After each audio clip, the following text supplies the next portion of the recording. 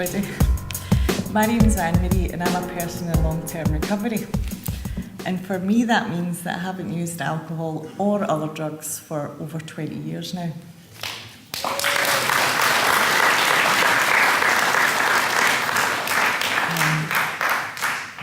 Which is miraculous, believe me. I don't take any credit for that.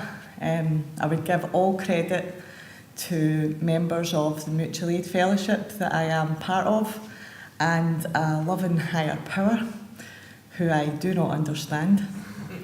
So yeah, I keep showing up and I keep doing my best, and that seems to be enough.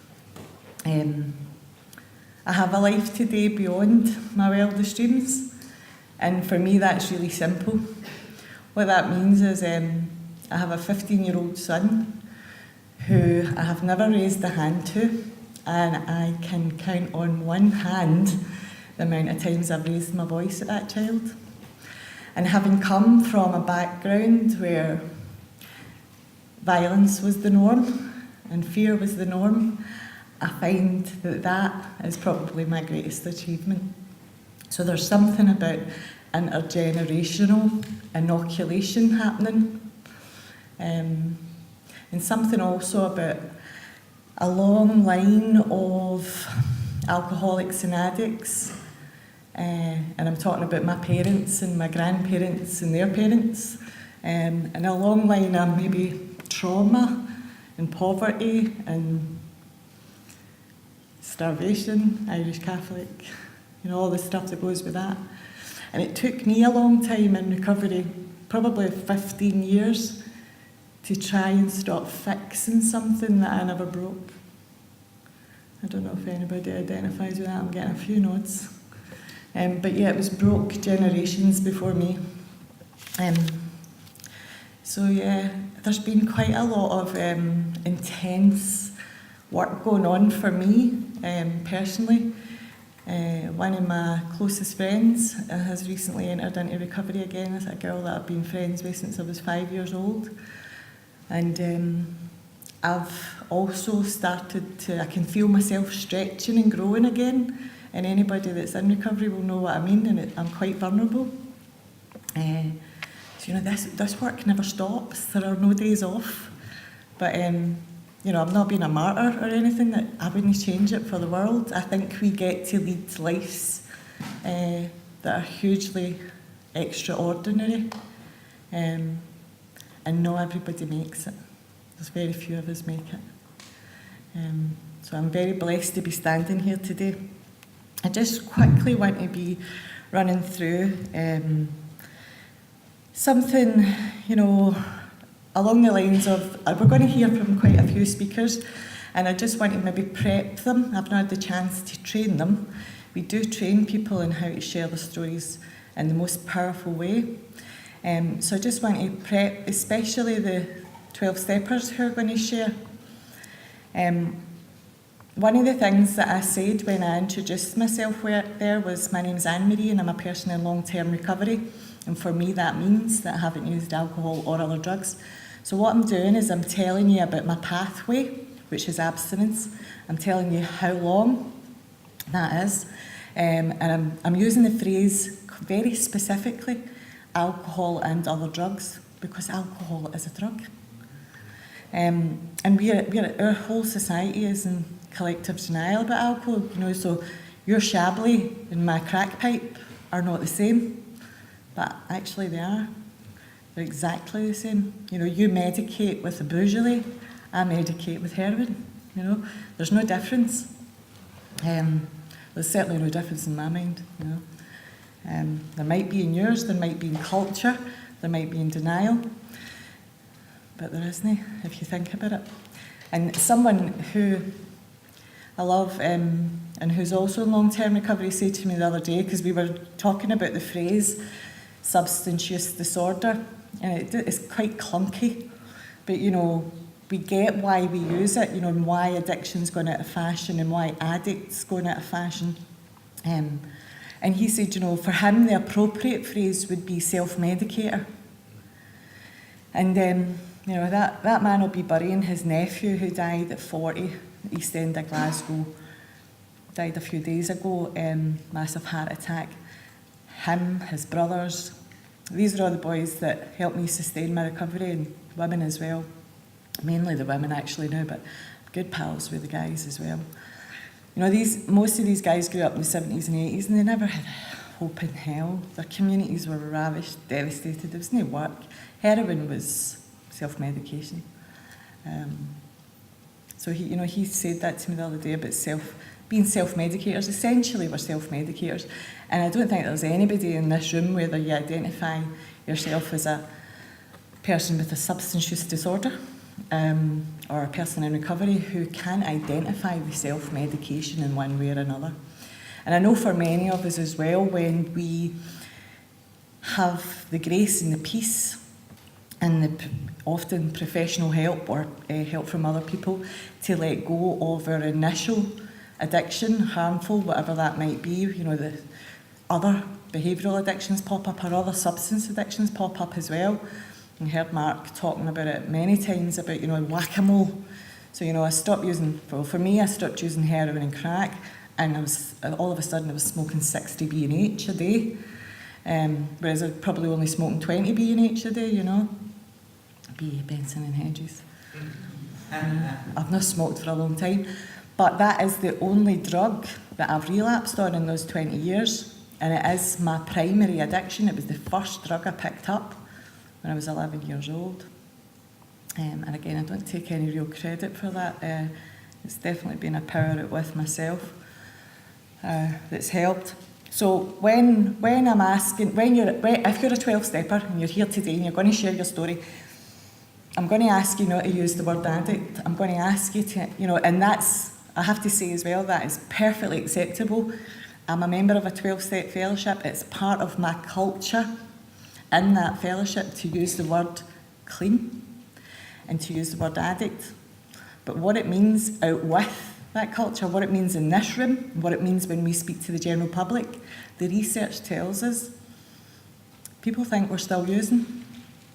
So if I say my name's AnnMarie, I'm an addict, out with a meeting, they think, she doesn't look like an addict.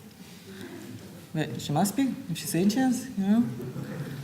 And actually, I was at a women's meeting the other day, and one of the women shared back to me, who's quite new, you don't look like an addict. I said, probably not. I've probably been in the wrong fellowship for 20 years. Should have been in Al-Anon. But so, you know, I've got this condition, or this illness, or this disease, whatever you want to call it, I don't really care. It tells me I've not got it. It's an interesting condition. Aye. So I definitely know, you know, the phrase mentally ill, I have an affinity with that, but not in a sort of, you know, I've never been diagnosed officially with any condition, but I definitely see where substance use disorder fits into the mental health category, you know. And I have great hope that if we can culturally shift people to thinking about addiction as a mental health condition, that we will be able to access better help. There's lots of great help out there. And again, Mark Gilman, one of the things that he said years ago that stuck with me was, see if you're working a service and your ma or your dad or your son or your daughter came down with an addiction problem, would you send them to your service, or would you be sending them to the local or the priory? Where would you be sending them, you know? So there's some fantastic services available, but we could all do better. And as advocates, we want to do better. We want to organise and mobilise the recovery community to advocate for better services, better service access, and to challenge public and professional perceptions of what an addiction is, what a substance use disorder is, who is an addict, what does an addict look like? But yeah, so we're trying to move away from the word addict. So if you're a 12-stepper, be aware that the word clean is offensive to people who are still using for some part. But if you're still using and you're offended by the word clean, remember that that's part of that person's culture of how they got well. So again, if you're using the word addict in a public setting, they're going to think you're still using, regardless if you look like me or not. Another thing actually, and I can't remember exactly where this came from, relating back to what Mark was saying about statistics. Chewing gum in, what am I like? I almost never got a job. In fact, I did not get a job. A criminology lecture post based on, they said, AnnMarie, your interview was great, but you chewed chewing gum the whole way through. So we're not getting you the job. Sorry. Yeah, I'm glad I never got that job. Sorry, what was I going to say there? Anecdotal. So, the statistics thing, and the evidence base and blah, blah, blah. And someone, I don't know where I was recently, and it really struck me. He was relaying a story, and, he was telling his own recovery story, and the person said to him, but that's just anecdotal. And this sounds great in a Glaswegian accent. You'll have to excuse me, I'm going to swear. And the guy said to him, so he was dismissing this man's story and the power of it. And he said back to him, do I look like a fucking anecdote to you? So, 20 years, I'm no anecdotal. This is real. So our stories have power. And we can really, if we are taught and guided to tell our stories in quite a specific way, we can really help change attitudes. And if we direct our stories, in particular at the moment where services are getting underfunded and people are getting, losing their jobs, and some as much as 50% cuts across England. If we as recovering people can go and speak to our local councillors, the people who sit on the health and wellbeing committees, we've produced a toolkit for this, by the way, that's free to download. Have some with me as well. If we can go and speak to the influential people in our communities who make decisions about that funding, the most powerful thing we can do is go and tell them our story. If it wasn't for that service, I wouldn't be here. If it wasn't for, that is what changes hearts and minds. All the academic evidence tells us the only thing that will change people's minds is, the heart. When we tell our stories, people can't help but be moved. They might have one idea of what we are before they speak to us, and then they speak to us and they get it. And it's the same with policy. Culture, nothing changes in culture until language changes.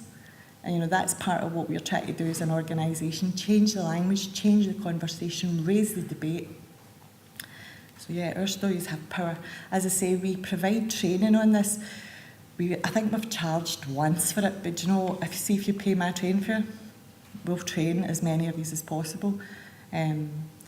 So we set up originally thinking we'll charge 50 quid a head. Nobody had any money, so it's really good training. And as I say, if you don't want to pay my train fare or my petrol, diesel actually, you can download all this stuff off the website. We've got hundreds of great resources that are provided for free. We've plagiarised the life out of anything that's good with permission, and feel free to plagiarise the life out of our stuff as well.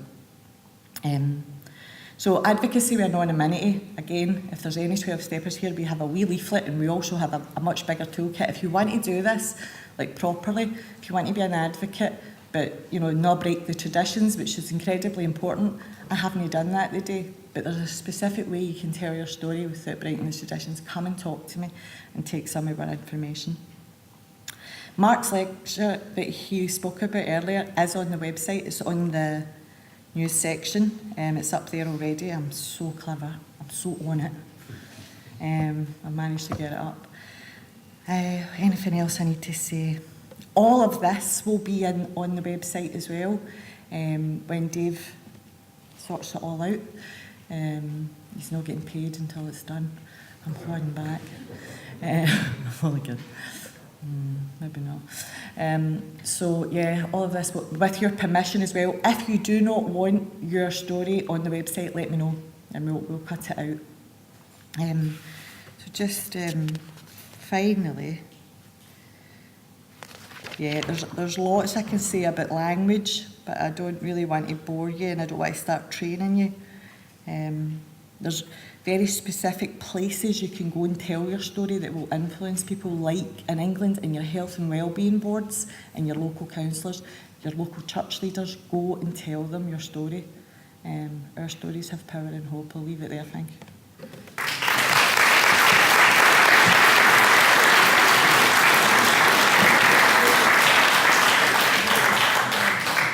This came out my handbag. If you don't have one of these, if you work in this field and if you love people in recovery, you need to get a hold of one of these in the naloxone. Get it in your handbag. Boys, just get it in your jacket. It's easy to carry around. Tony will hopefully tell you a wee bit of his experience of using it recently and some of the obstacles he's came up against. I think it's important that we promote naloxone as well. I'll leave it there short. Thanks, bye.